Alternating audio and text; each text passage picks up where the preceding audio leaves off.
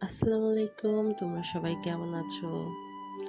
ঘুম থেকে ওঠার পরেই টেনশনে থাকি আজকে আমার মেয়ে সকালে কি নাস্তা খাবে।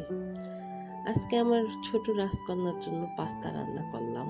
ও পাস্তা খুব ভালোবাসে। তাই ভাবলাম নিজের হাতে বানাই। এটা খুব সহজ আর মায়ের ভালোবাসা তো থাকবেই। মা হবার পর বুঝেছি ছোট একটা মুখে হাসি ফোটানো কত বড় সুখ।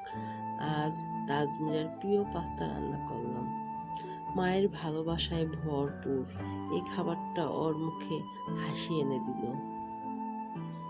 মেয়ের মুখের ছোট্ট একটা হাসির জন্য সবকিছু করা যায়। আজ একটু সময় নিয়ে ওর প্রিয় পাস্তা রান্না করলাম। জানি না কতটা পারফেক্ট হয়েছে।